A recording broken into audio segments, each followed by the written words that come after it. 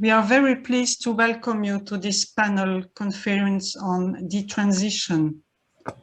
First of all, we would like to thank Equal Brussels, Equal Opportunity for the region of Brussels, thanks to whom we could finance our conferences on LGBTQI+ identities, and in peculiar, those who are or still are over-discriminated within this acronym. Since last September, we started a cycle of conferences on identities, lesbians, gays, bisexuals, trans, intersex persons and communities, and much more, as you have an infinite potential of choices to explore in the plus, plus, plus. With this cycle, we really wanted to start with the identities that are most invisibilized, the most unknown, identities that do face numerous violences, that are at the utmost stereotyped. Many are not known yet in the society or within our movements. The simple fact to want to speak of them or listen to them in their own terms is being stigmatized. And this the way homosexuals were in the 2 last centuries. So how come some identities, old and new, still are taboo? Intolerance is unacceptable. That's why we are offering a platform where we let people speak about their own identities, that they are imposed and because of that not chosen, or on the contrary, because they are their own chosen identities, old or new, recognized or not, and so tolerated or not. Tonight, we are talking about detransition.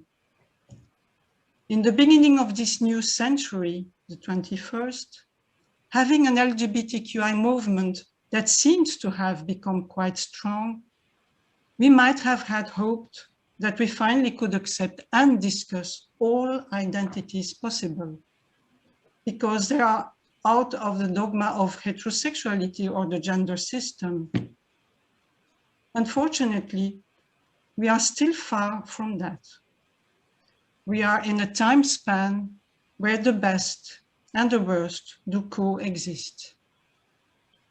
Human flexibility is still not an accepted fact within the society or within some of our LGBTQI associations or coalitions.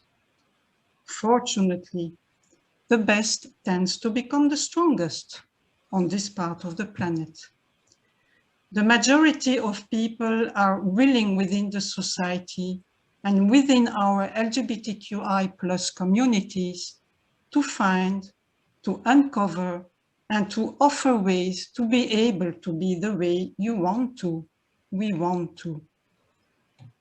Many persons are keen to know everything about identities, want to analyze how dominant ones were constructed and imposed, and want to discover how other identities found ways to exist and develop. And now you have been waiting long enough to know more about or discover what is detransition. Welcome. So now, Elie, I'm giving you the word to explain how our evening will go on for this conference. Thank you. Hi, everyone. I'm really excited to be here, and I'm really excited about this conference. First, I wanted to thank Elie and Marian in particular for giving us the space to have this event happening on a topic that's not easy always to talk about. So I'm really grateful about that. I also wanted to thank the panelists. So Carol and Nele. I'm really honored to speak next to you today, and I'm really looking forward because I think it's going to be a really interesting conversation, and it's great to be there with you. And I'd also like to thank everybody who's attending and who's listening to us. It's, as I said, detransition is not a topic that's easy to talk about, and I'm really glad that we are given this opportunity to give more visibility to this issue. And yes, I'm going to explain a little bit more about the conference in itself. So just so you know, it's going to be recorded. And we're going to put the video on YouTube next week. So you will receive the link and you'll be able to share it to whomever you want. So the first part will be, so we're going to do a round of introductions. Each of the panelists is going to introduce themselves and their experiences, their projects and everything.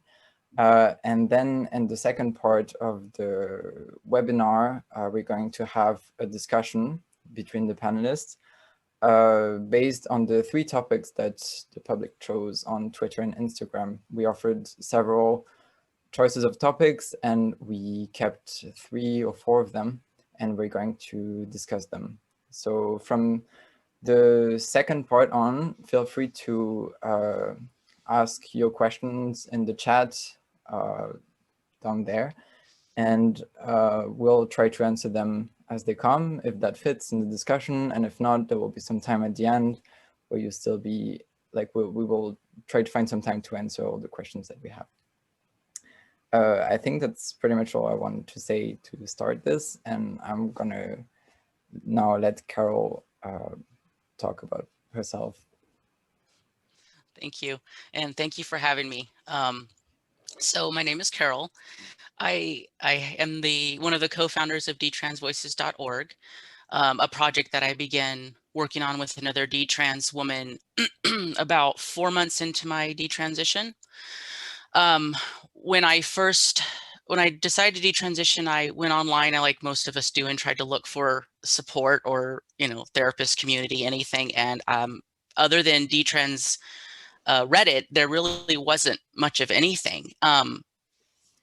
So I got into detrans Reddit and got into the community, and then started to discover that there actually was a decent amount of resources out there, but they were so spread out, they were hard to find. So that was one of the main purposes of the website, was to have a central location for resources and maybe some, educational essays or just information for people wishing to detransition, including mental health services and things like that. I'm also in the unique position of being an older detransitioner. I'm 40 now.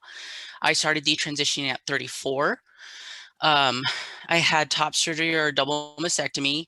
And I lived as a trans man for 4 years until I decided to detransition at 38.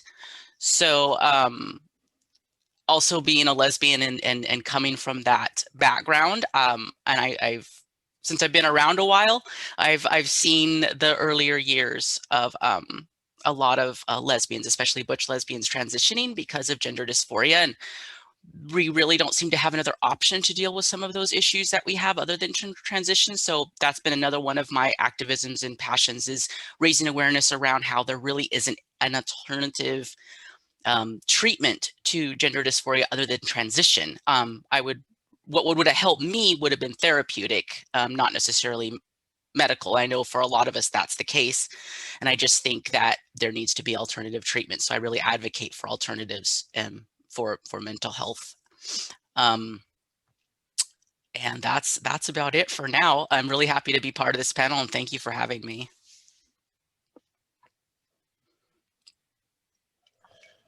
Thank you. And I'm supposed to continue, right? Yeah. Yeah. Okay. So yeah, my name is Elie, or can call me Em, and I'm from Sweden. First of all, I'm 27 now, but I first started identifying when I was 19.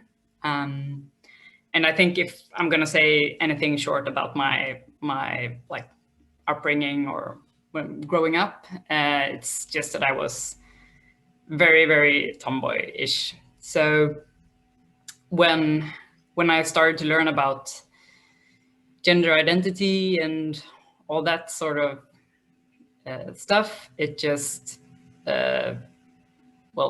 it just felt very right to me. And then I first came out as intergender, or you would say non-binary today, I think. And then started to identify as a trans guy. And I got the diagnosis, I had double mastectomy, and I started on hormones. And I think the reason why I mean, that's 3.5 years ago now that I detransitioned. And I think the reason that I'm pretty involved today is that when I first detransitioned, just as Carol, I felt super lonely. I actually thought that I was like maybe the only one in Sweden or anything like that. I went to the internet and just was like astonished to see that like there was a whole community there. And then from there, I started with writing a blog, and that's the way I connected with other detransitioners in Sweden. And from there on, I just noticed that we were actually kind of growing, and not just like what you would expect from the growing numbers of people identifying, but also growing like, what do you say? If we talk about, percentage. So today, what I do today is, I mean, some of you guys knows me from Twitter that I have, Detrans Voices, it's called. I started just to collect all the different stories that I could find out there to show that we're a growing community. And I'm running a website as well. I guess it's similar to Post-Trans or the one Carol has, Detrans Voices. And I've also been trying to actually one of the first things I did when or not the first, but maybe like 6 months after my detransition was that I contacted the gender clinics just to let them know that there were people detransitioning, because I felt like no one had ever told me about that, and like I wasn't informed about that at all. So it's been a bit tricky, but I'm trying to have a good discussion with them so that they can do better, what do you say, evaluations, or at least give more necessary information to patients going there. And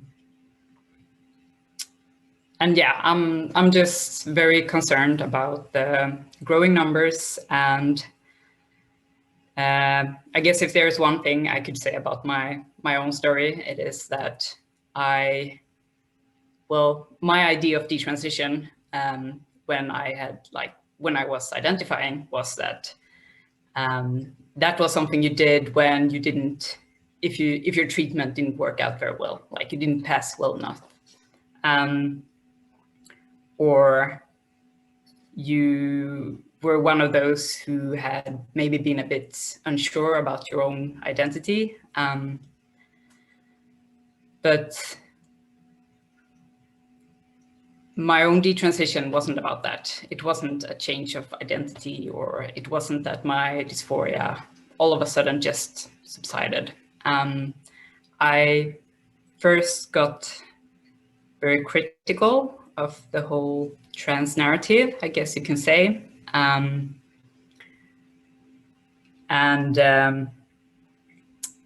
I started to question a lot of things about myself, like, was I actually born with this, or are there any other factors that contributed to the dysphoria that I have. And I think I'm gonna stop there. I'm gonna continue then. My name is Nele.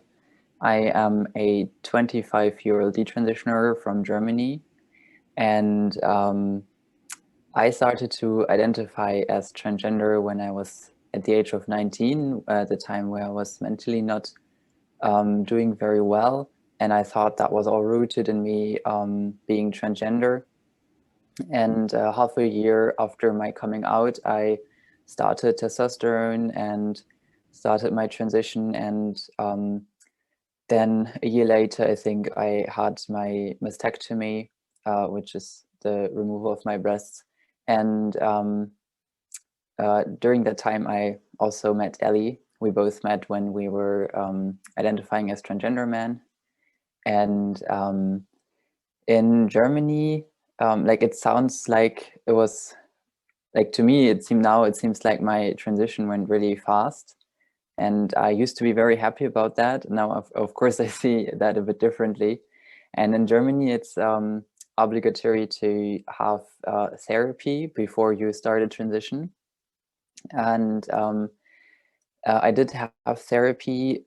However, there was no questioning in that therapy sessions. I went there and I went there with the question, am I maybe transgender? And then it directly got affirmed. I directly got the answer, yes, you are. And I was like, I got like my therapist used male pronouns for me. And that was very relieving at that time for me, because it was finally, I didn't have to ask any questions anymore. I just could accept that I was trans and do the transition. And now in Germany, there's a new law that has just passed on conversion therapy for against homosexuality, which is really good, but also against transgender identity, which in itself is not a bad thing, but it also means what comes with it is that therapists by law are not allowed to question anymore when someone presents in their at their praxis as transgender, which now I know is what I would have really needed when I went to therapy. So I think that is a very difficult situation for many therapists in Germany. In Germany, like I'm just gonna talk a bit about the situation in Germany.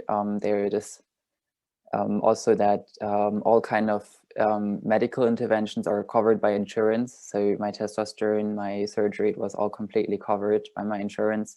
And that is something that also made it much more easy in a way for me to have a fast transition.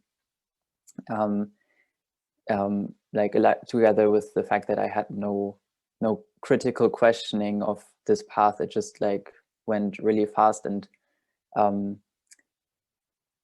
then when at some point I decided to detransition, I figured that the detransition part was actually a bit more difficult than the transition part, because there was it is hard to find doctors who really know how it is to detransition. My endocrinologist couldn't really give me any information, or not much information on what happens when I detransition. He had no resources to give me, had no knowledge about that.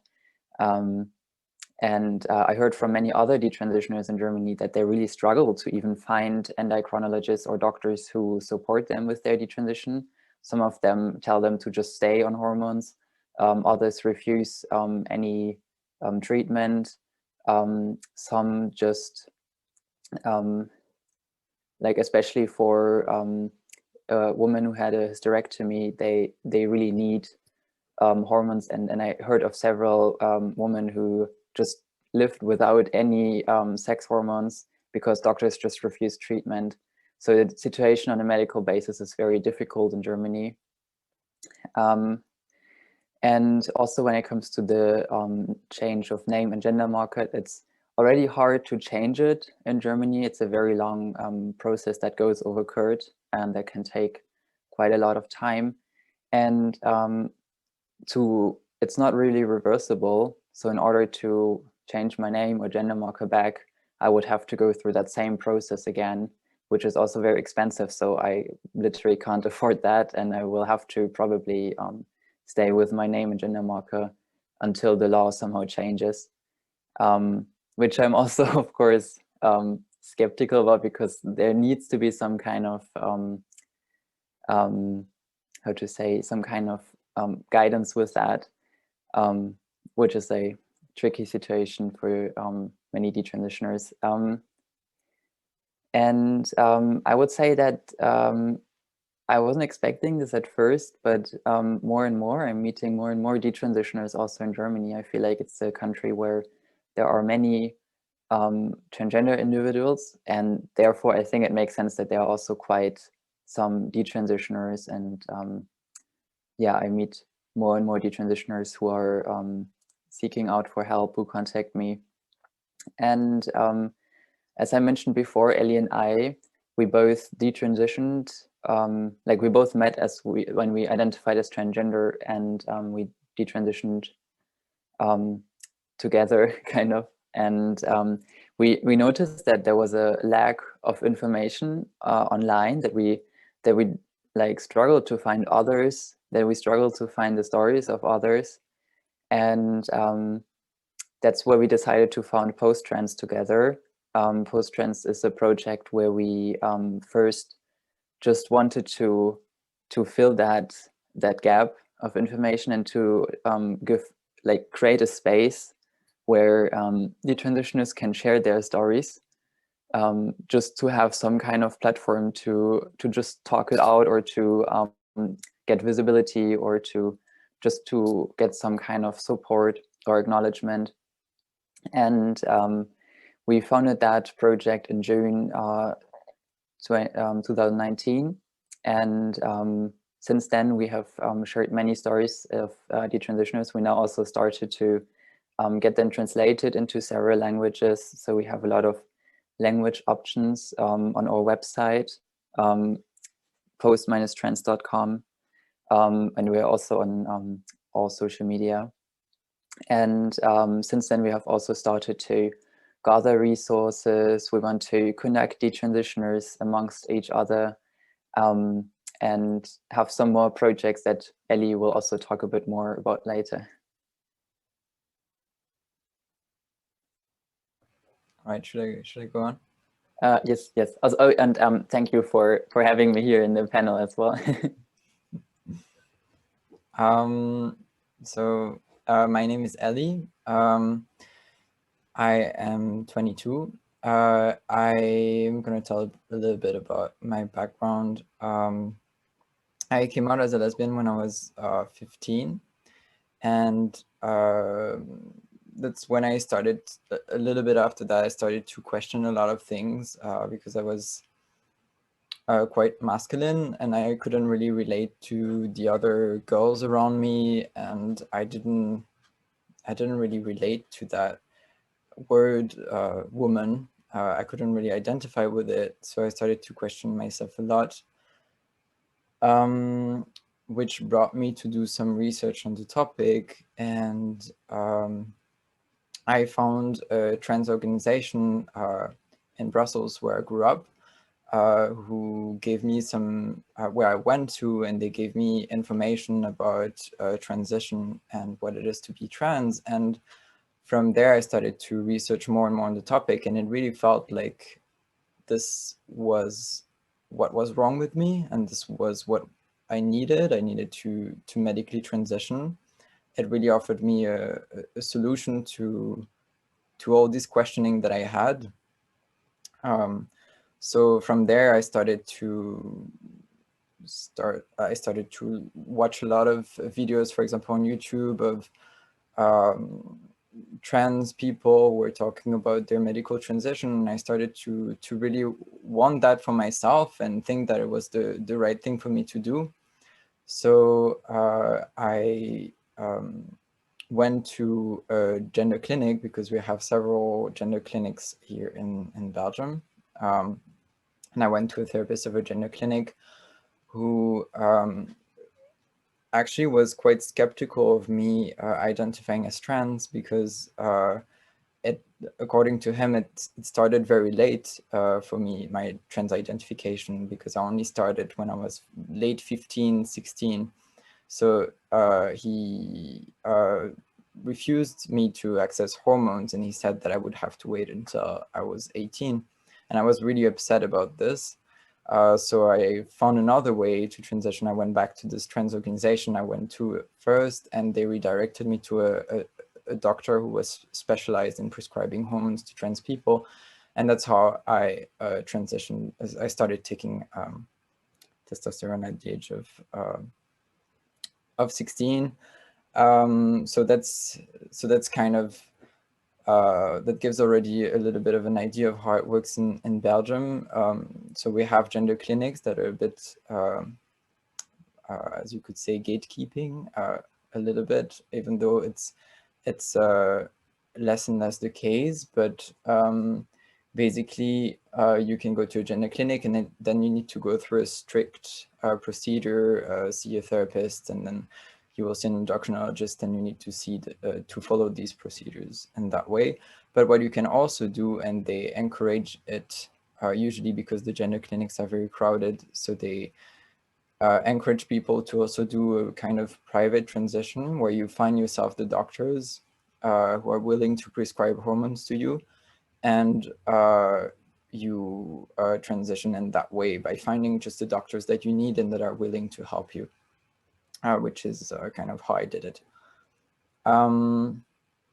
Then, yes, when I turned 20, I started to question a lot of things. I won't go into detail about that right now. I think it's going to be a topic for discussion later.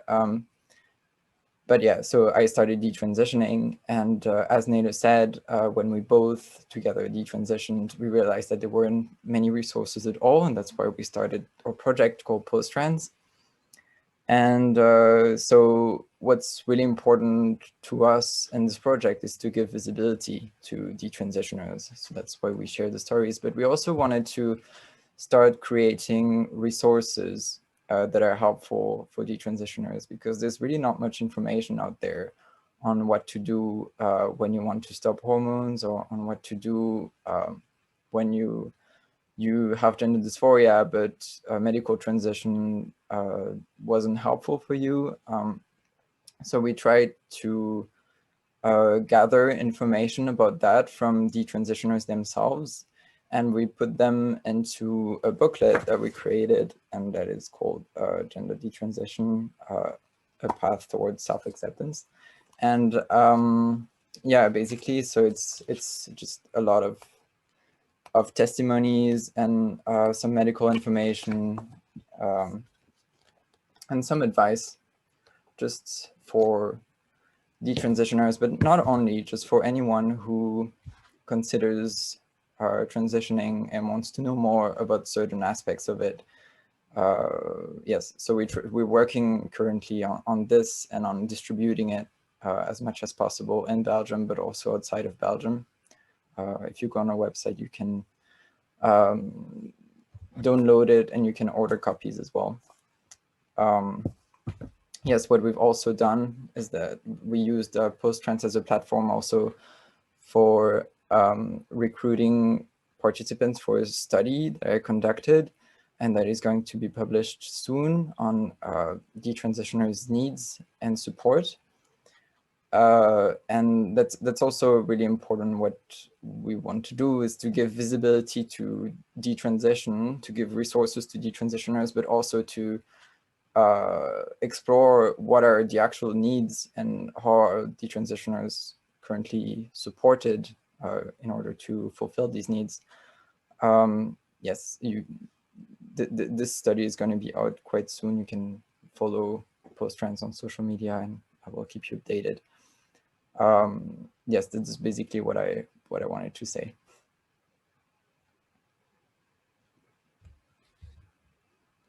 So Marian, I'm gonna let you continue in. Yes, thank you. Sorry, I had put my micro out. Thank you all. Now you already answered partly to the questions I will ask, but I asked the questions again, and for those who didn't answer both of them, what were the reasons why that led you to transition? And later on, what led you to detransition? So for most of you, if you haven't answered all of them, just to come back to those questions. And so Carol, would you like to start? Sure. So what, in hindsight, I could say what led me to transition was childhood abuse and trauma, internalized homophobia and misogyny. But at the time, I didn't think those things were an issue. I started to kind of identify more with maleness or being a boy at around 13 or 14 when I started puberty and when I realized I was same-sex attracted, because first of all, I was raised in a very homophobic family, so that wasn't allowed. The second part was I didn't have any way to access what it meant to be a woman who was attracted to women. All I understood was men go with women. And so I kind of started to self-identify as a boy and imagine myself as a boy as a way to help, I think as a way to help me cope with that. I hated my breasts when they came in, and I ended up having very large breasts, so I just hated them the whole time.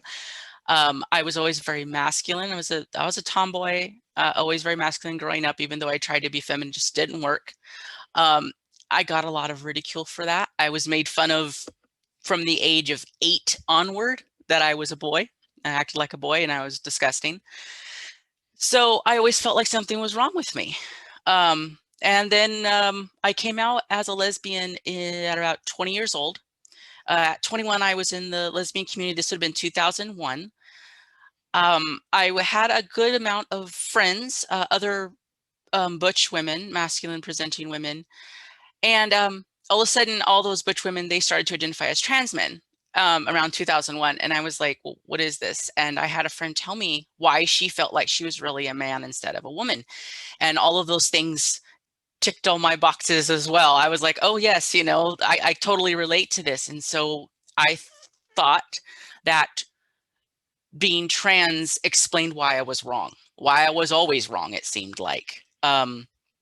So I started to identify as trans around 21, 22. I tried to transition at that time, but there was quite extensive gatekeeping and I couldn't go through the steps that was demanded of me. And they offered me no alternative. And so I just left frustrated and angry and decided, well, I'll just keep it to myself and live my life, whatever. But I was very upset about it.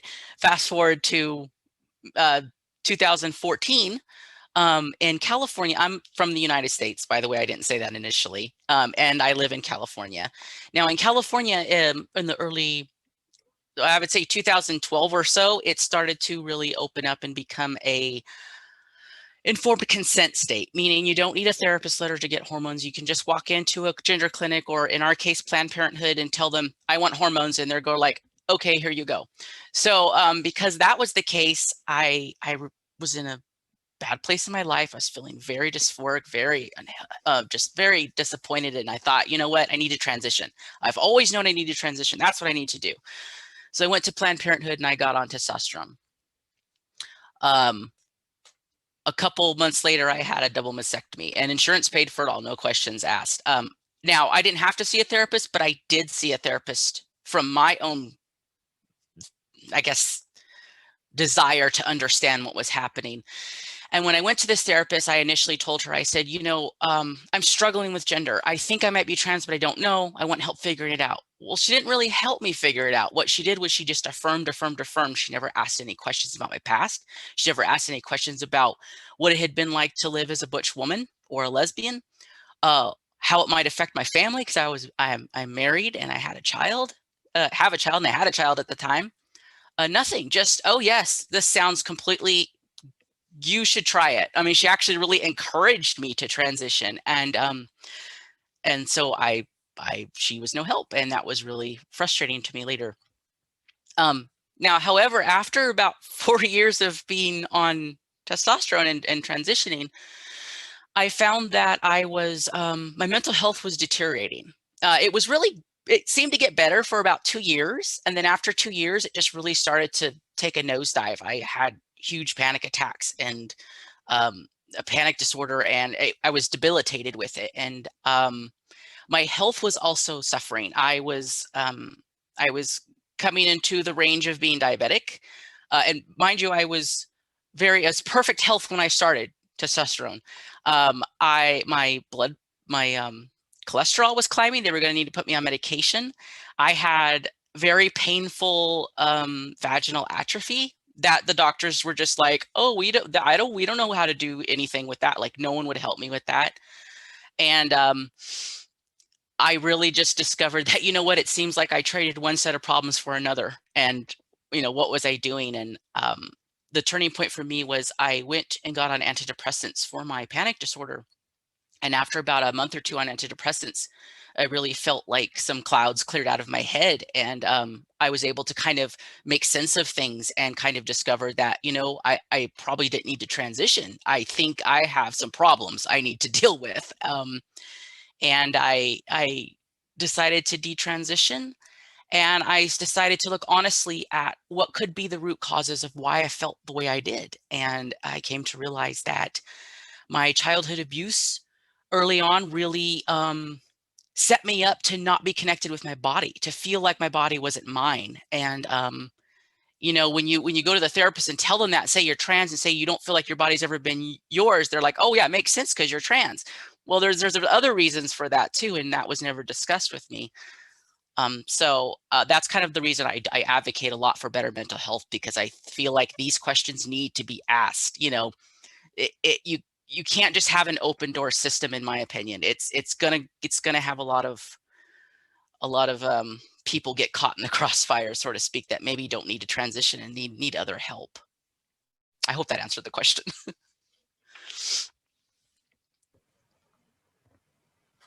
It's interesting that you say that you started to like to think of yourself as trans because you had friends around you that started identifying as trans. For me, it was really different. Somehow I always felt really like the only one. And that's what that was part of my problem, actually, because I really felt like I was the only one who was presenting more masculine than the other girls. And then I went, I took a therapy appointment at a trans organization, and they told me that I could transition. And then when I started researching, I read about gender dysphoria, and I felt, okay, then this is something that I have, and I must be one of the only ones, and I'm just unlucky, and I need to transition. And it took me a long time to realize that that I wasn't the only one, and that actually it wasn't a problem about me, and that's actually one of the reasons that led me to detransition. I also had so as I said earlier, I started taking testosterone at the age of 16, and then when I turned 20, I started having problems, also vaginal atrophy issues, and then doctors started telling me that it was because of the testosterone, but none of the doctors actually suggested that I could stop taking testosterone. They prescribed me estrogen treatments to compensate. And I started feeling really uncomfortable about this and really reflect on why am I using so much medicine? Why am I giving my body so much medicine when it could just be healthy on its own?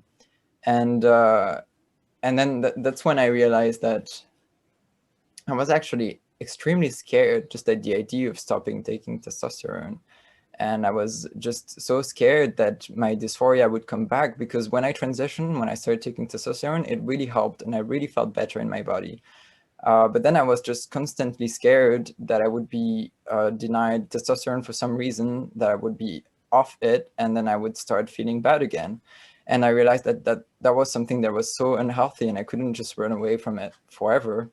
And that's the first reason why I started to detransition, because I wanted to, first of all, discover what my body was like, because I had started testosterone so early that I didn't actually knew what my adult body looked like. And also because I wanted to take agency over what I thought was gender dysphoria. And I wanted to see if I still had it, and I wanted to learn to deal with it, see if I could deal with it in a different way without giving hormones that were actually harming my body. Yeah. I find it interesting that actually I didn't know that about you, Carol, that you both also experienced vaginal atrophy, because I also experienced that. For me, that wasn't the reason to detransition. My detransition was kind of, I would say, like I started asking questions because I was together with Elie, who decided to detransition. So of course, as like I was in the same position as a person who identifies as transgender, I started to ask myself questions too, because since I started identifying as trans, I really believed that I was just born in the wrong sexed body. I really thought that something went wrong at my birth and I was not supposed to have a female body. And I thought there is no sense in asking why I was transgender, because that's just the way it was. This is how some people are born, and there's no sense in putting that into question. And this is also what I got in my therapy sessions. I was at a really bad place mentally when I decided to transition. I wasn't really able to continue my life anymore because I had breakdowns. I couldn't really keep up contacts to friends. I couldn't go to university anymore. And I was in a very strong state of my eating disorder. And I saw, like, for me, there was no way out of this. And the only solution that I could see, the only treatment to deal with this was to transition, because I have always hated my body, especially the female parts of my body. And already from a young age on, I remember that I had this thought of wishing to be a boy already as a child. And so at that time, I was like, this is the only way to deal with the situation. There is no other support offered. I don't know how else to deal with that situation. So I started the transition, and it really did help. My gender dysphoria nearly disappeared, because the things I hated about my body started to disappear, like my breasts and my hips. So there was not much to hate about my body anymore left. And at some point, thanks to Elie, I started to ask myself why I was transgender. And that was the moment where I think I was suddenly at a place to really ask myself this question, where before I wasn't able to let these answers get to me, because I figured that I was transitioning because of internalized misogyny, and because I learned that being a woman is bad, is dangerous. As a woman, I felt like I wasn't funny. I wasn't, whenever I spoke or talked, that was just me being too loud. I wasn't allowed to take space. I wasn't there to be taken serious. And I was attracted to women. And I think that was also played a role that I never saw any lesbians around me. So that was like, and then I realized all of this, and that was for me the realization to detransition, because I understood that I can't run away from these problems. Although, of course, it helped with my dysphoria, I had to confront these things and solve the root of the gender dysphoria, instead of just coping with it and just hiding it. Yeah. For me, it was kind of like a bandage, you know, it helped, but it didn't really resolve the issues. Yeah. What's interesting is that when I think back at my experience, is that when I took testosterone, as I said, it really helped with my body discomfort. But on the other hand, before hearing about the possibility of transitioning, and about the fact that some people transitioned, and before starting to see videos, for example, of transgender men who talked about their transition, I didn't have as much body discomfort, and it actually kind of came with it. And it came with seeing that it was a possibility to transition, and it was a possibility that I was actually in the wrong body.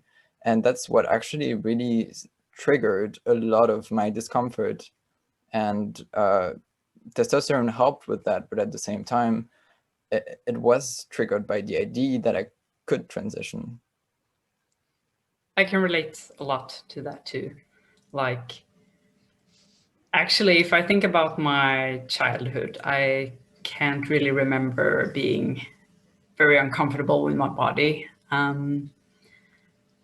It's really like, because I had a pretty okay childhood. I was like, my parents let me be a very boyish girl, and that just never really was any problem. So I think it was really the kind of clash when I like hitting puberty, and I mean, I really remember it as if I was having this project in my head, like I need to become a woman because that's what's expected and it should come naturally. It's not coming naturally, but it's happening to all my peers, and I was stressing a lot about it. So that's really when I started questioning. But it wasn't like I had the trans idea yet. That came when I was like, I learned about it, right? And I guess something that's kind of interesting, because I've seen, it's not very talked about, but I've observed it and heard about it, and a few people telling that, like, when I first started, like, came out as intergender, I was very firm about not doing any physical changes. I mean, I was terrified in one way that I had discovered that I was trans. But that was just, I guess I felt like that was like a very important principle to me or something. But it was really this gradual process where, like, well, you know, if I just explain to my surrounding that I'm between the genders, then they will understand me and everything will just work out much more smoothly.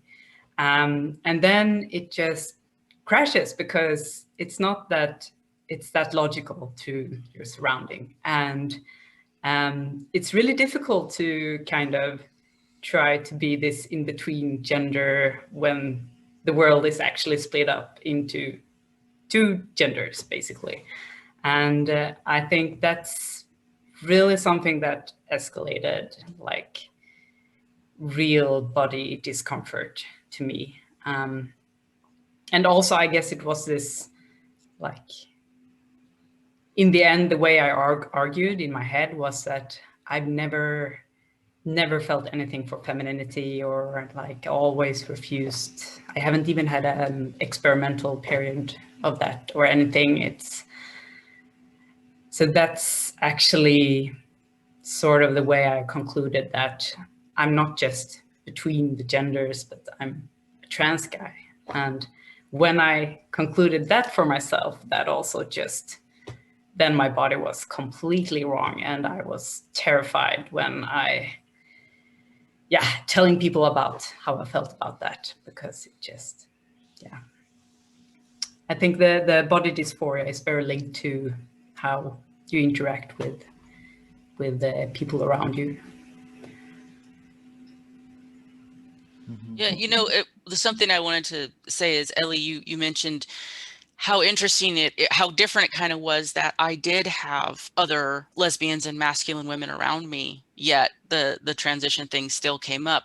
I mean, the thing is, though, when you do have that around you and then all of a sudden they reinforce that you're wrong, because they're all saying that they're wrong, it leaves you really stunned, because you're like, wait a minute, I always thought I found my people. Like, I thought we were all just masculine women, and now you're telling me, no, that's wrong. And so you really are left with nothing. And I think that's been pretty hard on a lot of lesbians, especially butch women, because they're, from my experience, I was pretty different starting pretty young. You know, I just didn't seem to fit in with the other girls. I just didn't seem to want what the other girls wanted. And so you get that for a very long time. And that's why I think it's so important when you become older and an adult and you find that's why the lesbian community and that has always been, I think,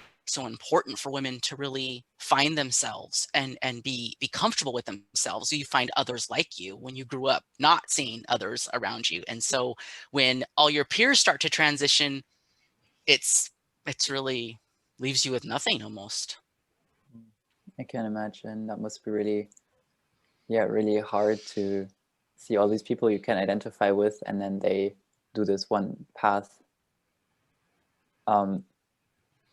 It's interesting because I have always presented very feminine, actually, before I came out as transgender, or like before I actually realized that I was attracted to women, but it was around the same time.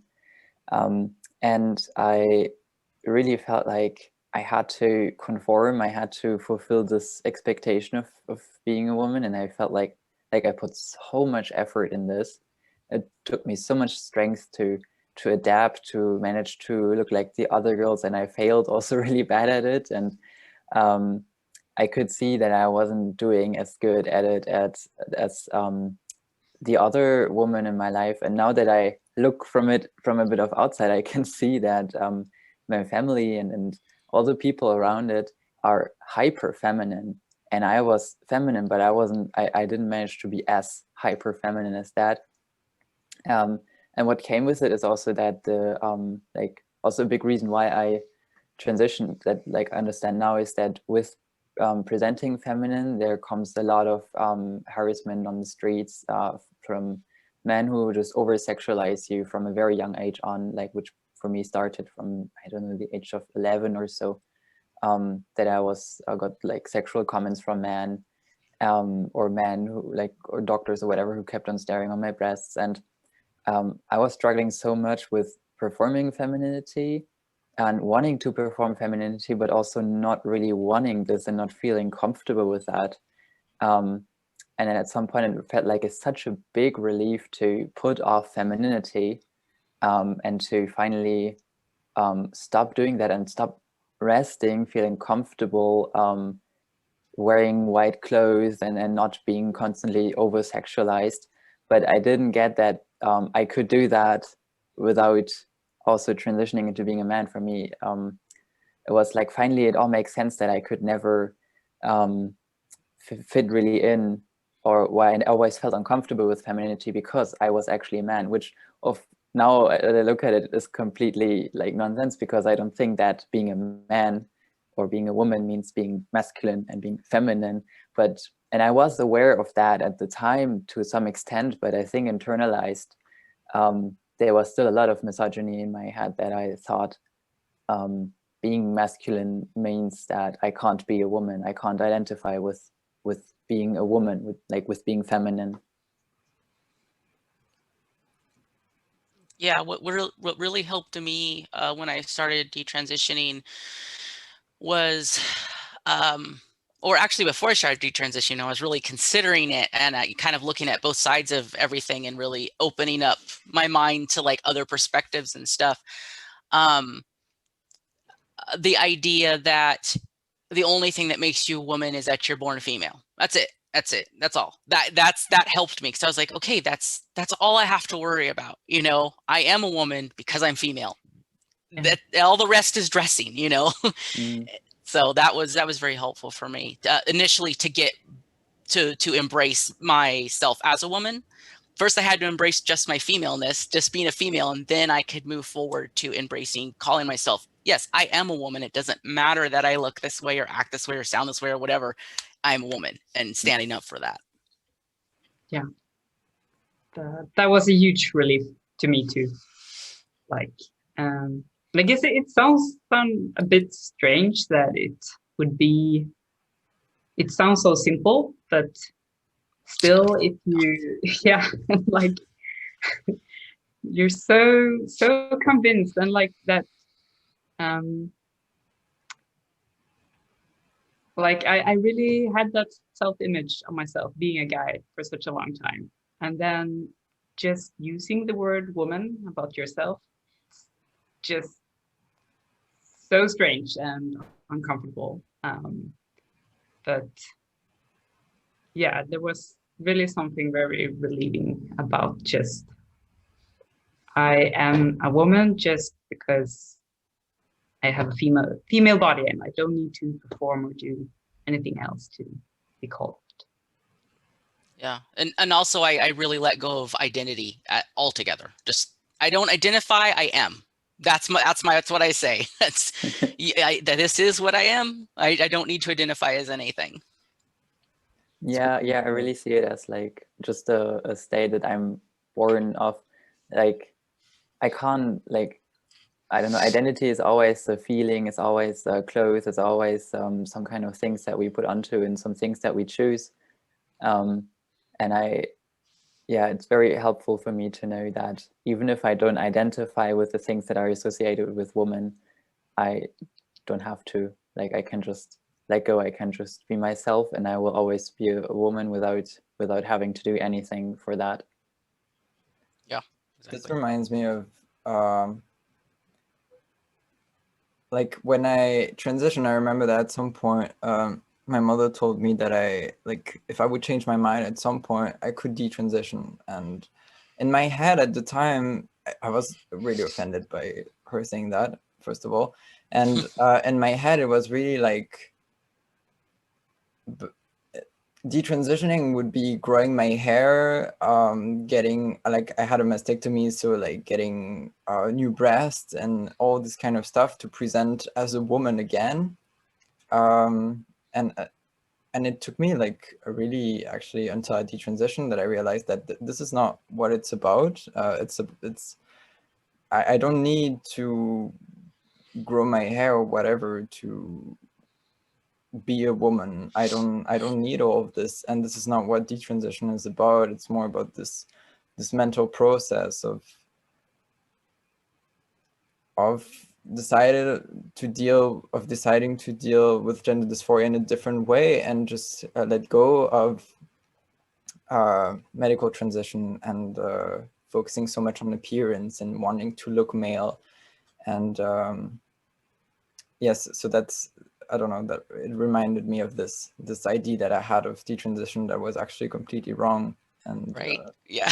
I always tell people I did nothing to detransition except stop taking testosterone. That's all I did. I didn't change my clothes. I didn't change my hair. I didn't change a damn thing. Yeah. Same. Okay. I will intervene with a few questions from the public because it's my role. Instead, we were putting the questions if they had a link with the discussion. So there is a lot of talk about stereotyping, about representation of what would be male or female, or femininity or masculinity, or being a woman, or it's mostly about women here. So there are many questions. Aren't we essentializing it, stereotypes? Huh? Stereotypes. Voilà. Another one, everything is about representation of females, so the role of the medias and of schools and other institutions in relation to that. So we are really talking about what the society is making out of those rules and gender categories. So also, you were speaking about, of course, it would be the second question, but I think it's already being used here, gender dysphoria. Where does it come from? I mean, it's coming from the it's a pathologizing way to talk about the gender system. And here all the questions turn also around what is essentialist, what is a so-said biological fact, and what is construction. And construction means also stereotypes. Could you answer to that? For me, I think I look at it this way. Growing up, I always liked, identified with, and wanted, and just liked everything that I liked was male. Like, that's all the representation I had. Everything I liked and was into as a kid, for the most part, what I saw everybody doing was only males did that. And the media, only males did that. So if you grow up and all you see is your likes represented in males, then what is that saying about you? Because you don't live, you're not an island, right? We all do have identities to a certain extent. You develop your identity as you grow up and your sense of self. And you get that from your surroundings. You know, it starts when you're born. And so if you are always kind of identifying, not identifying as, but identifying with a lot of things that are maleness, I think that really, that puts you in a spot to really start to just feel like, what's wrong with me? Why am I always with the guys and, you know, not with the girls? So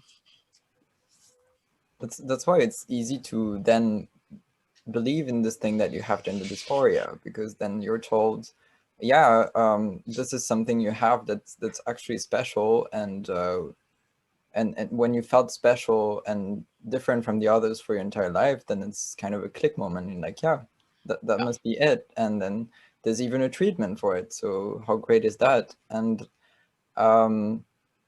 yeah, and it's not always easy. Like it took me a while to start questioning this concept of gender dysphoria. What is it actually, and where does it come from, and is it really about me, or is it about everything that's around me? Because at the end of the day, that's what it is. It's about the way, like in this case, women are represented. And if you don't fit into that, you're going to feel uncomfortable. And even if you do perform femininity, you're going to feel uncomfortable, because female representation is really cruel and it's really hard to achieve. And even when you do, you're not valued for this. And I think that gender dysphoria is actually a term that's covering a lot of different things, a lot of different social pressures that are put onto you and that make you feel bad about yourself. yeah, that's an excellent point. That's another issue I have with the whole gender dysphoria, especially as it's treated in mental health community, is that it covers such a broad range of things that, like, a whole bunch of things could fit under there if you don't really, you know, pull those threads and figure out what might be going on. So, you know, I feel uncomfortable as a female. Well, if you never ask questions why, that fits under the umbrella. Well, lots of women feel uncomfortable. I would say most women feel uncomfortable at one time or another with being women. So, I mean. Yes, and so again, to relate about the questions that are coming from everywhere, what about the social construction of gender and of sex? So when we speak about dysphoria, what's the questions you do ask about that? About the fact that it's a normative way maybe to speak about the social construction of it. What did you feel in relation to that? And also another question, did any movement help you between, for instance, you were talking about a lot about the questions coming from the side of lesbians that were also confronting the issue of the construction of of genders, and of course the representation we have of it, and the social pressure that is now getting so negative on girls especially, because that's coming a lot of time back. And did a movement like feminism also help you or not, or how is it confronting or not? So it's a very, very big question. I'll let somebody else have a go at it. Well, if I would start with the first kind of question, whether there is a, if I got it right, if there is a distinction between sex and gender and dysphoria, and I think they are both are an aspect of it, but I think that it's hard to put that into two sides, to either have sex dysphoria or gender dysphoria, because how you perceive your own sex is in the end a matter of how society perceived it, how the outside perceived it, how you learned what it means when it comes to reactions from the outside. So I think it's very a social thing. There's this thought that gender dysphoria is inborn and that you are born with it, and I don't really think that is the case. I think it's always in a form gender dysphoria that is with gender, I mean, it's a social kind of dysphoria, and I think it's yeah, like as Carol also said, it's an experience that a lot of women actually experience.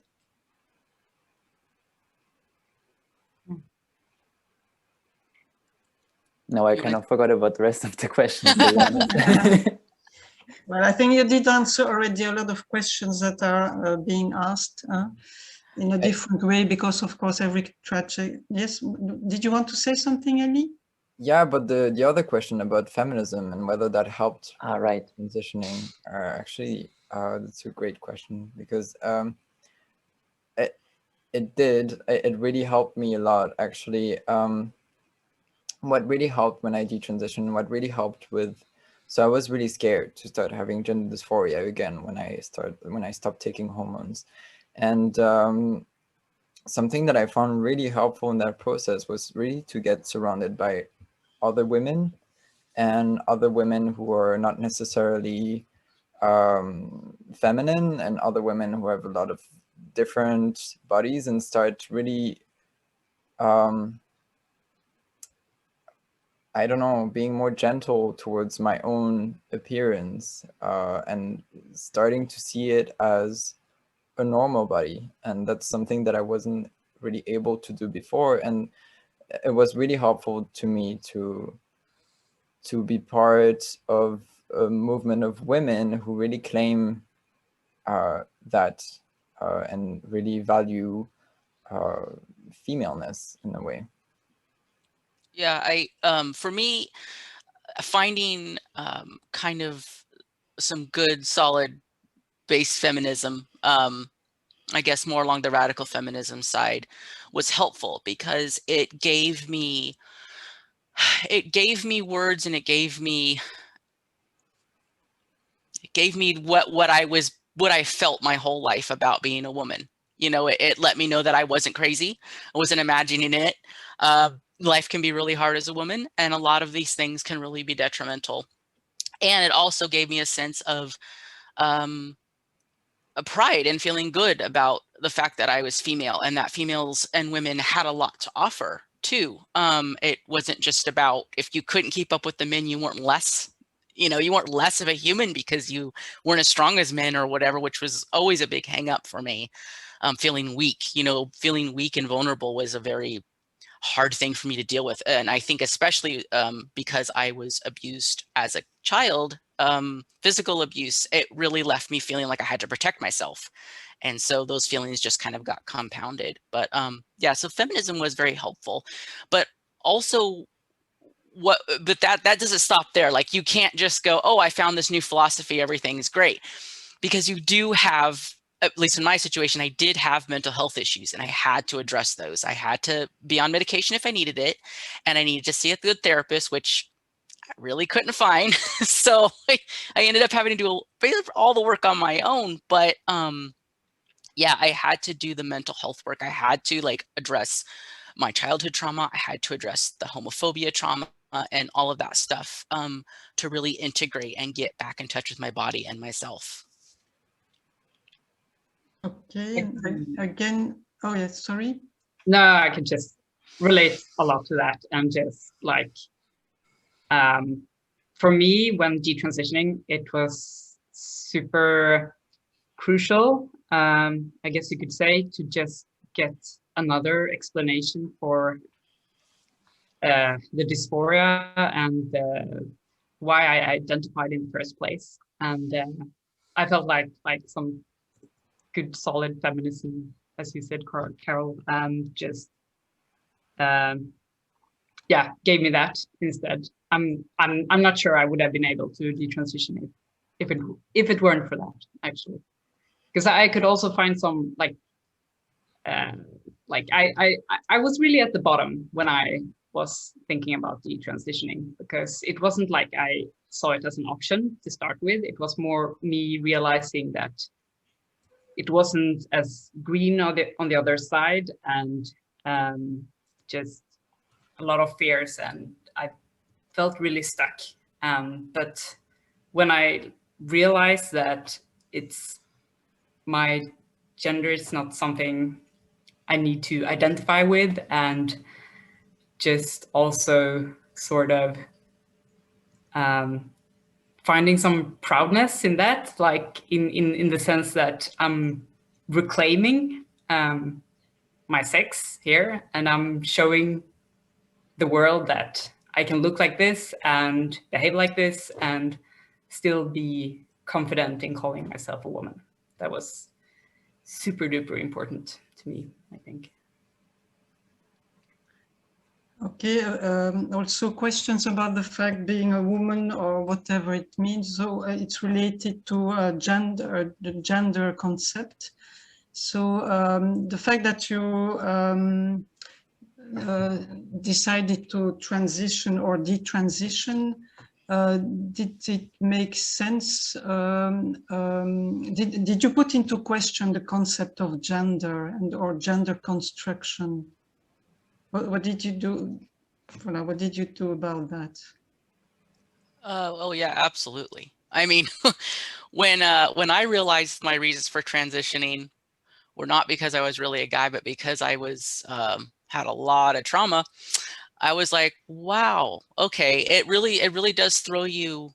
It's a crisis, really. It throws you into a place where you're just left struggling and trying to find answers and really questioning everything. And it's very difficult, but I think it's good. It's really good to question everything and really critically think about everything that's happening. I mean, I think that's how we make our best decisions, when we can be open-minded enough to really question hard things. And the hard thing for me to question was, did I do this to myself because I hated myself so much, for not because I actually hate myself, but because other people made me feel like I should hate myself, you know?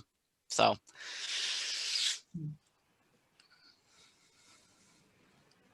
Yeah, I can agree that for me, like one of the biggest processes was actually really to stop identifying with gender, to understand that gender is a social construct, and that gender is nothing else than societal expectations onto me, that it's, yeah, kind of boxes or guidelines on how to be.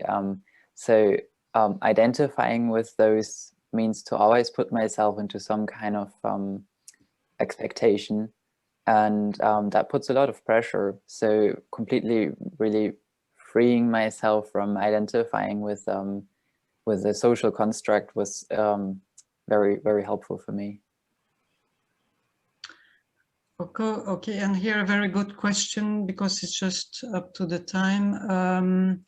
As kids or teenagers, in fact, what would you have preferred or loved to hear about when you were younger, in relation to it all, what you were talking about? For me, when I started questioning a lot of things at the age of 15, and that I started to research on this questioning that I had of not feeling like a woman or just being masculine and things like that, the only information that I could find was about transition, and that's something that I would have wished to be different, because when I came out as a lesbian when I was 15, I looked for lesbian spaces, and I looked for a community, and I couldn't find any. I couldn't find any lesbians of my age, and it was really something that I was craving for, and I didn't find it. I didn't especially find a trans community either at the time, but then it gave me a solution, and I transitioned, and it still appeared to be the good thing to do. But I think that when I started having this questioning, it would have been really helpful for me to meet other girls, other women around my age, other lesbians who have similar experiences, and to realize at least that I wasn't the only one. I think that would have been really helpful, and not necessarily always because I saw therapists, and some were affirmative, some were not, but in general I didn't feel listened to, and I didn't really take them serious either, because it felt like such a it felt like they were in a kind of in a powerful relation. It was a weird relationship, and they were like not my age, and they wouldn't understand me. And I feel like if I would have met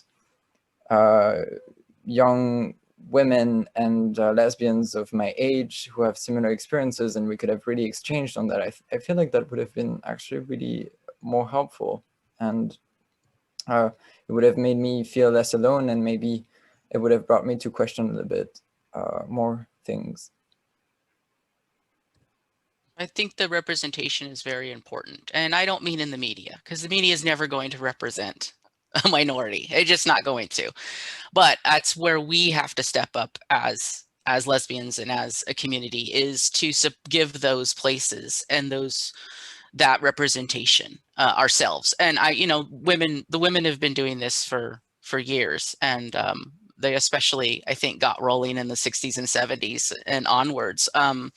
Unfortunately, I think we've lost a lot of ground there in showing lesbian representation and variations of gender expression within women. Like I have some friends that went to Mitch Fest when it was still going, and they said it was just a mind-expanding, mind-blowing experience to be at that place with hundreds, if not 1,000 women of all different ethnicities and looks and bodies, and all that stuff was just really amazing. I think having that space is so important for women and for lesbians of all ages, and I think it's very helpful for the young coming up, because they can see and they can look up to some of their elders. And I think it's also important, because I'm 40, I'm a little bit older, I think it's important to talk about some of the hardships that being a lesbian brings. And when I was growing up, when I was younger, the older lesbians, they didn't really talk about that kind of stuff. Like, I guess you would consider it more like a consciousness raising type of thing. Like, they didn't really discuss what it was like to be, for example, a masculine woman in society, and how hard that could be, and how that could really break you down over time. And I think talking about that, which would be categorized as dysphoria now, is very important. That I think gender dysphoria in butch lesbians, I think, is pretty common. Severity varies, but I think it's pretty common, just because you look different. You've always looked different, and you get ridiculed for it. Yeah. So representation is incredibly important. I hope it can come back. And I also feel like that's something, like, when I started identifying, I know that, like, what even my mother would say, or some close friends, they were saying, like, oh, but you can be a masculine woman. That's not a problem in society today. But that's them saying that, and having no idea of what it's actually like. Like, it's one thing to have pants as a woman today. That's certainly not a problem. But like, with the short hair and just full masculinity, and it's not that represented as people think. Yeah, I could say that 100%. It's not. I never see another woman like me, hardly ever. So. Yeah, exactly. And also, like, I think it's just a bit of a funny story, because when I was in my like critical thinking, just reevaluating things, I discovered a person called Alison Bechdel. She's a like a butch lesbian comics writer, and when I looked at her, I was like, oh my God, she's certainly a trans person who hasn't found the courage to come out yet. That's was my take on it, because she was just she presents really butch and masculine. But she actually, there was an article about her where she said that she believes that if she were young today, she would probably have identified that she's happy being a different kind of woman today. And that really hit me somewhere. Yeah. So here there are so many questions about the fact where to find information. This conference and all the panels we are organizing will be, you will be able to see them thanks to our website. So all of them will be put on YouTube. So if you go on the website of Tour, you will find them all. So the purpose here is to organize a lot of discussion with different identities for everyone to be able to identify, but also be critical about the society we are in, and put into questions all the normative ways people are put in categories, and it will help everyone to put that into question. That's the purpose of all those panels. Here we do speak a lot of identities and how it helps. We are also in a time when you have different movements. You had pioneers who did a lot of things 20 years ago, and you have ups and downs. So what is interesting now is a lot of people from all ages, all cultures are coming back and have contacts to each other. And here it's all about the construction of things, how we do identify as persons. What does it mean to be a male or female, or a man or a woman, a girl or a guy? And those discussions were always taking place years ago. The last years it was more stereotype, and here we are speaking a lot about stereotypes. So all the answers will not be given tonight with this discussion, but you can follow them all through the website. Also here you have the booklet that Post-Trans has realized, and that also do help to answer many questions. Those you will find back too on the website. And so here is another question also about solutions. What would be solutions for towards parents or schools? What would you advise, give as an advice or advocate on this question topic? Could you answer that? Give some explanations? I don't really think I can give clear advice to parents. I think I'm not really in the position to do that. What I think is, when it comes to, for example, I think in general we need alternative ways to deal with gender dysphoria, and it needs to be not something you have to somehow research for or find. It needs something that needs to be directly offered. That people know there are alternatives to deal with gender dysphoria, and that I personally, for example, don't have gender dysphoria anymore, although it did come back once I stopped testosterone treatment. But now I managed to kind of analyze the gender dysphoria and find its roots, and then get a different association with the body parts that I felt uncomfortable about, for example. So yeah, in general, I would just say we need to know that transition is not the only solution to deal with gender dysphoria, and for many it's not even the solution at all. So we just need to know that gender dysphoria can go away, and there are treatments for that. I want to make a point I think is very important, and something that at least I feel seems pretty accurate from what I've seen. I don't think it's helpful to put gender dysphoria on a pedestal of a unique problem, because it's not. It really isn't, and it's not any different than any other kind of mental health or feelings about your body or disorders. You know, it's pretty much the same thing as many people who struggle with eating disorders. It's just focusing on gender instead of body weight.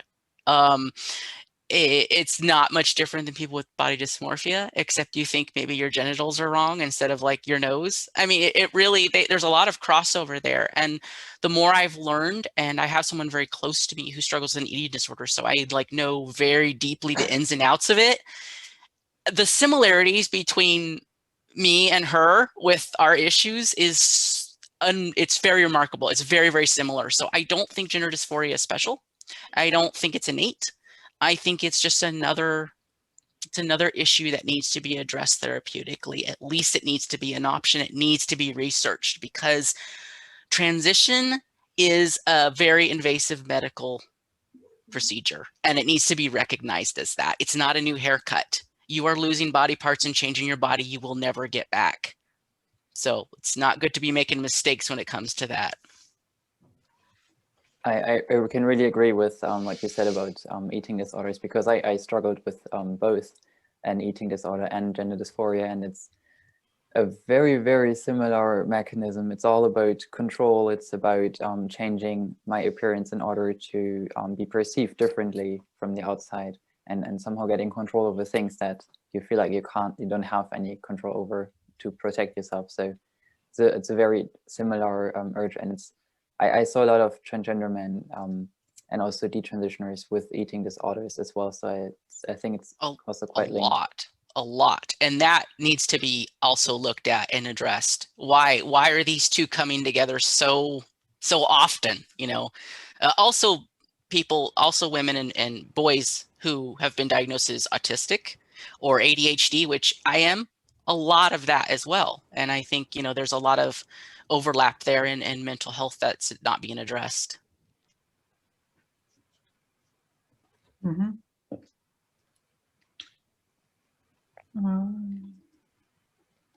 Sorry, I was reading here the questions. The link of this panel will be, you will get it through our website. So I see Elie gave you the address of our website. So everything will be put all online. Also, we will transcribe all of them and make an issue out of it. It will be translated too. And afterwards, we will do a lot of publicity around it. So it will be on Instagram, everywhere. Also, everybody will be able to get in touch with that and get the information later on. Now, here it's a discussion we are opening since less than a year. Of course, all those terms will be put into questions because all the terms are very normative.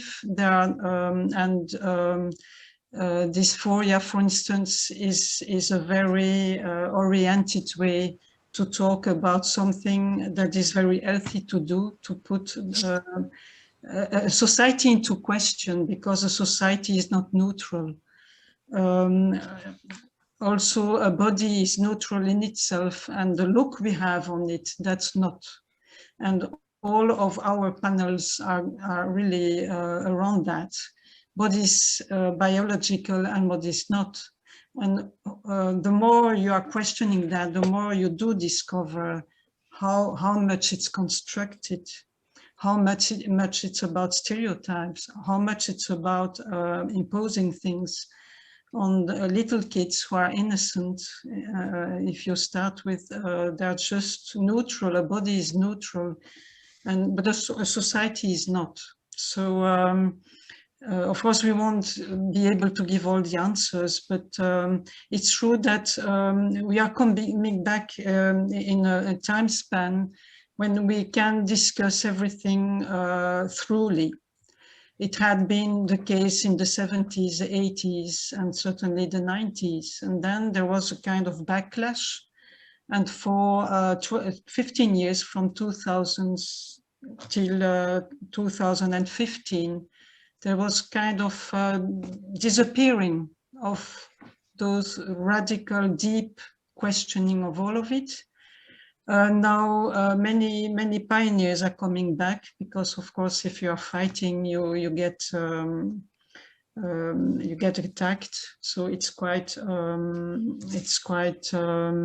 difficult, and it needs a lot of energy to come back and then start again fighting and do things. We are now in a time span when people coming from everywhere are discussing again. And well, trying to, because as you know, the fact that you did there speak about your detransitioning, you've got a lot of hostility, because you are coming with an identity that again is changing things. And in a society that is deciding that everything is biological, or what we call essentialism, like it's like that, you are born that way. It's very difficult to go against it, because if you are born that way, well, you are born that way. The only fact that there is so much hostility that towards it really shows that it's not natural, because something that is natural is just natural, is just happening. And the fact that we are suffering from being so said a woman or a man or a female and male, it shouldn't be a problem, because if it's natural, it's just the way it is. And maybe wouldn't it be interesting to ask the question, if we do suffer so much, isn't it a proof that it is not natural to be suffering? And that maybe, and certainly, the society has a problem and has made and organized a problem with those kids that are neutral when they are born, but that we decide to put in boxes. And we are indeed in a world where 4 million of people are put in only 2 boxes, male, female, whatever it is. Later on, supposed to become a woman or a man, whatever it is. And we are again in a historical moment where many people are putting that into questions. Voilà. So here, a lot of questions that were coming from everywhere were like, what does that mean? What does it mean, dysphoria, gender dysphoria? Well, we won't help by saying that maybe it's time to put into question what we hear about gender. And it's also asked to you, what does that mean? The fact that you went so far as putting into question identities you were supposed to live, didn't it help you to put into question the fact of that gender system? Or here it's also there are also questions about the fact that why do you use the term of gender dysphoria? Why do you still use them if some of you didn't feel like it meant something deeply? Could you? Well, I still use the terms people understand, basically. You know. Are you sure about that? Here we are. That's what I said, Elie. We really need to talk and speak and explain. Like for you, what does that mean? Because it's what is people for me? Don't know what it is. It's not true. For me, are you asking for me what was gender dysphoria like? Like what it was? Is that the question? Sorry, excuse me. Can you repeat? Because I just had an interpreter. Sorry. Oh, is your question asking what was gender dysphoria like for me?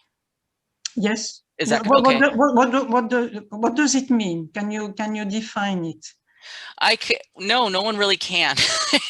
I mean, I think the best definition That's that people have come up with is that it's a incongruency between the mind and the body. That's the base, but like there is a million different reasons that could be, and it doesn't necessarily need to be about gender. I mean, I could say what my own personal feelings were about that, but like, yeah, that's basically what it is. And that's a very loose term, you know. Mm-hmm. It really is. I think it's very easy to relate to it. Like it just like so many things fall under that term that when you feel bad about your body and you are gender non-conforming and you read a definition or like someone tells you about it, well, the chances are high that you're going to think that you have that as well. And then it's a quick move from that to feeling the need to medically transition. And I think medical transition gives you a real sense of power and control over your body and life. You cannot underestimate the power of a makeover, right? Our society loves a grand makeover. We have shows based on it. It's kind of, to me, no wonder that transitioning has become such this acceptable thing, because it's a makeover. I mean, we can see that in the pre-testosterone, after testosterone comparison photos. Like there. Oh, this YouTube after YouTube is all about look at me now, you know. So. Yeah, I think I lost my point. I wanted to add something to that, but maybe it's going to come up later. Then maybe I can just, because I think dysphoria was really something very distinct to me. Something that wasn't just another extreme of discomfort. I think it was, I mean, that's the unsynchronization with the mind and the body. And it was something that caused a new type of stress that I hadn't really experienced before. And it also subsided when I detransitioned or accepted myself as a woman. But I mean, also agreeing to that I think it can overlaps with other things, but it can also be a quite distinct thing, I think. Yeah, that actually reminds me of my point, because I think similar to, for example, eating disorders or self-harming behavior, I think that gender dysphoria can, or at least I think, might have a contagious potential to, you know, you read about that and then you think, do I have that too? Do I have that too? And then when you're searching so bad for solutions from your situation, you find yourself discovering these things on you and start seeing, like reading that people with gender dysphoria sometimes take showers in the dark so that they don't have to see their bodies, and then you think, well, that's a great idea, though I don't have to see my body, and then you do that too. Or maybe not the best example, but yeah, I think there are many things that when you see, okay, I can really relate to a few of them, and other people have these and things too, then at some point you might start searching for them on yourself, and then it can it also worsens. Like once I started testosterone, my gender dysphoria got much worse than it was before, because I was focusing much more on these things, and I was looking much more in the mirror and searching, and yeah. Mm-hmm. And I see a comment here about like this mindset of when you start, then you get into this thing of what is next, and like you always like, I don't know, like when I started transitioning, I didn't want to have a mastectomy, but then I started taking testosterone, and then I started to want to have a mastectomy because I didn't feel comfortable taking testosterone not having a mastectomy, and that's how I started to have a mastectomy. And I think that a lot of, like, it's easy to fall into that of like you only want one thing, but then your gender dysphoria evolves kind of also because of people that are around you, or like the content that you see on the internet, like in support groups, for example, with other trans people who are having these surgeries and showing the results. And I feel like, and I was aware of that when I transitioned, because, for example, I was really scared of at some point wanting to have a phalloplasty, because I didn't want to have one. But then I was so scared that this desire would come, and so I was trying to avoid as much as possible to watch any kind of content related to phalloplasty, because I was scared that I would start wishing for that. So I was to some extent aware of that already. But yeah, now that I look at it, dysphoria, like gender dysphoria, is something also that can evolve so much throughout the transition, and to the extent that some people also like keep on going with surgeries, and it makes it hard to stop at some point. I think that's also why sometimes, or seems like, at least in my case and what I've seen with other detransitioners, time frame tends to be after 2 years, you know, and I think that's because the newness wears off and you start to just exist, and then you kind of realize that, oh, everything that bothers me is still here. I'm covering it up, like other people don't see it, but I still know it's here. Like, I mean, I still had a female body. Maybe other people didn't see it all the time, but like I still had it. I was still aware of it. And then the pain and the discomfort that comes along with taking testosterone on your female reproductive organs cannot be understated. And it's something that they really don't tell you up front, other than they just say, oh, well, you can just have it removed. But there are a lot of side effects to having organs removed, you know, like, you know, my wife had a hysterectomy of medical necessity, and, you know, she has side effects that she'd rather not have, but it was necessary. So like everything has another side to it. And with it comes with transition surgeries and stuff, they don't tend to really be upfront to patients about that kind of stuff. And they don't really, and even in the community, they don't really talk about that. You could very easily be in pain for the rest of your life from these procedures. Do you want that? I mean, is it worth that? It's, you know, it'll be very difficult. Yeah, when it comes to misinformation on medical treatments, it's really a big issue when it comes to transition, because doctors themselves, most of them, at least most of the ones that I had, don't even know about these things. And there's this logic of like, I remember once I asked my endocrinologist, is there any risk of keeping my uterus and taking testosterone? And then he told me, yeah, there was a study about like risks of cancer related to that, but there weren't many participants in the study, so like it's not to be taken very seriously. So basically there's no risk, and that's not a logic that should be followed by a health professional. And I feel like this is something that's quite common, like we don't know, so it must be good.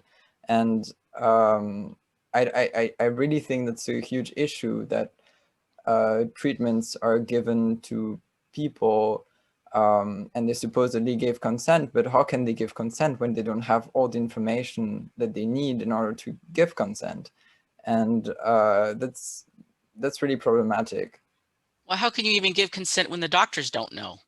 Exactly. Most of them don't know any long-term Yeah. effects of this stuff. My doctor told me, like the doctor who prescribed me hormones told me that the effects of testosterone were reversible. Even I knew that it wasn't true because I looked it up on the internet, and I still don't understand why he said that. Yeah. I think unfortunately, we come to the end of the conference. Well, we still have 20 minutes. So we are coming to solution. There is here. It's obvious lack of information on the topic, and many topics. All the topics are about identities. And of course here the panel was just a start to give some of the points, some solutions, some questions, and to start to discuss with it. And it's just a beginning.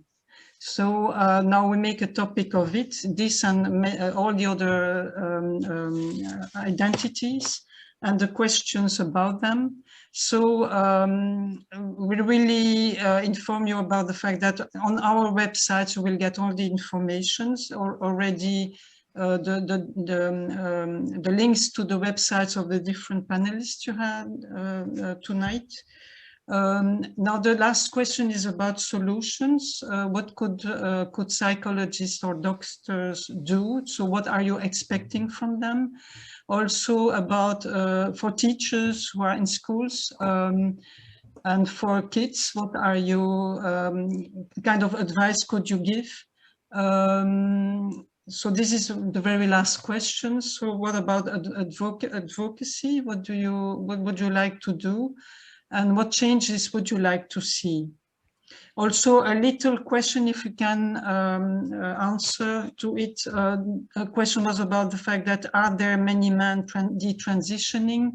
At this time, we know that there are more women doing it or asking about it, and it's part of the social question, isn't it, linked to the social situation of girls and women in a society that do not very much like them and their bodies, voila. So it's a whole, if you can answer to those two topics, the solutions, would you like to propose? And on the second point, do you have any answers? I'll go first. Sorry, you should go first. I'll jump in there. So I obviously don't have all the answers. I can't say a 100% solution or anything, but I think what would have been very helpful for me and what I think needs to be done is first, we need to be open to discussing hard topics.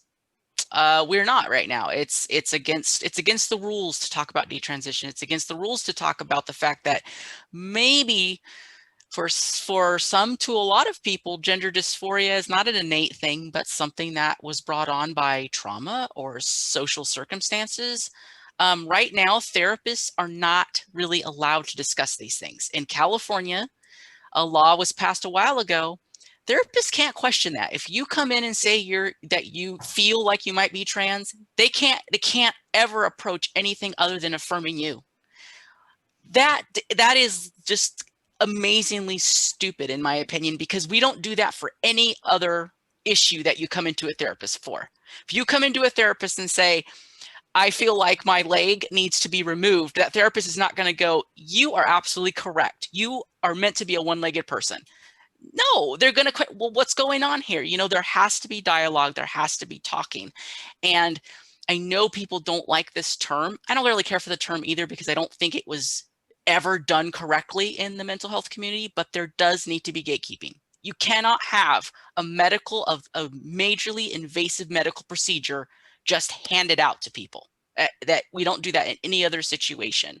I'm not saying people shouldn't be allowed to transition, but adults, I'm totally against kids transitioning, but I do think that it needs to be really evaluated on an individual basis, and it needs to be nuanced to it.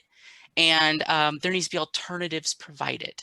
You know, that means therapeutic alternatives. Can we work this out? Can we get you to a point where you can manage your dysphoria? Can we get you to a point where you can actually heal from your dysphoria?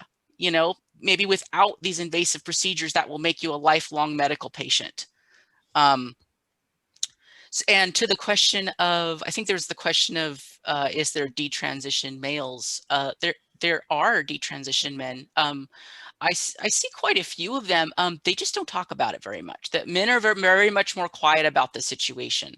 In my opinion, the women are out here taking charge and saying we don't like things, and the men are sitting back there wanting some change, but they're not really willing to do the work. That's been my experience.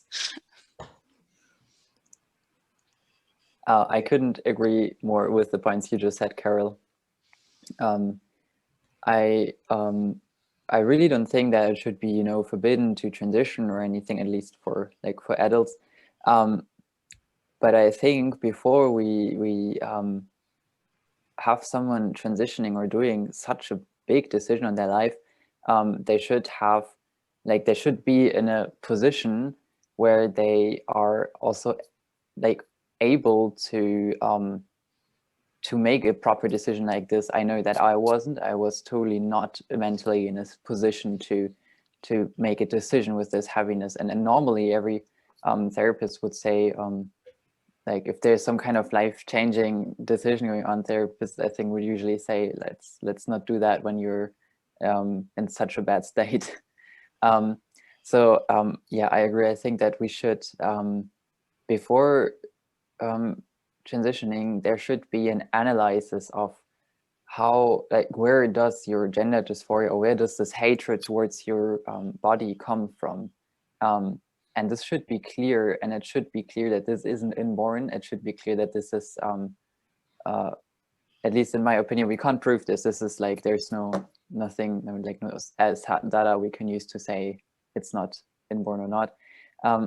But I think we should be aware that it has to be analyzed. We should know where it comes from, and only then we can make a decision whether to transition or not. And I think that should be I don't know, common knowledge, and should be done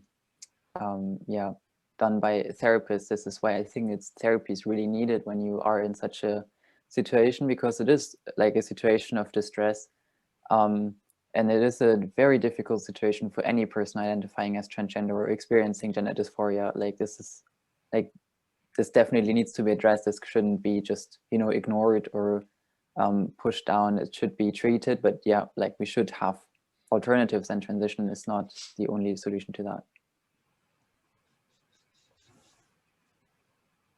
I think a big issue is also that, do you want to go? Go ahead. I'll go. You can go ahead.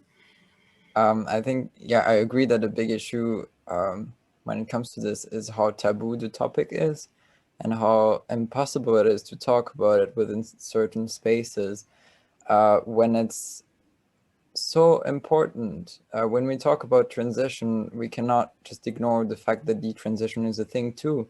And I think it's the best interest of anyone experiencing gender dysphoria that detransition is talked about, and because it involves a lot of, it touches upon a lot of topics that are really important in general, and like, for example, effects of medical treatment in the long run, and what would you do if you change your mind, and how can you, what are other ways that can help you dealing with your gender dysphoria? And there are so many questions that are so important to think of for anyone who considers transitioning. And I think that's just so important to make this topic more visible. And I hope that it will be. And I hope that there will also be more carefulness. I wish for more carefulness when it comes to medical treatments that are still experimental, and that we question more the concept of choice. What is a choice when you don't know about what you're doing exactly, you don't know what it implies, and when you don't know why you feel that way, you don't know why you feel like you need this treatment. So I feel like there's a lot of exploration that needs to be done when it comes to people's personal decisions, because they are very much influenced by what's outside, and we cannot just act as if we are completely isolated from our social environment, and it's not having any impact on ourselves, and we can just make these decisions just like that.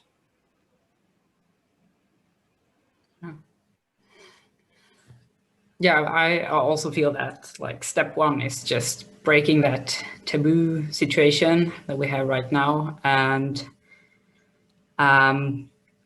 just being a lot more upfront about a lot of things. Like, well, I'm not sure I'm seeing this happening in the reality, but I think technically the situation is that it's a lottery right now. Like we can't say who's going to detransition and have regrets. We can only say that a lot of us were very firm about our decisions and very firm in our identities and had severe dysphoria. And right now, I feel like that's, I mean, that's how you get diagnosed pretty much. So just alternatives, yes, as all of you said, and just really need to talk about all the other aspects of the whole transitioning process, because it's a lot of things that's not talked about. Yes, and it's just a start. You will come back. Now we were, okay, Zoom is very interesting, of course, because then it's so international, but it's not enough. So when we planned this conference, we also planned, of course, workshops, self-help groups for detransitioners and whoever, is interested by the question can safely ask a lot of questions about.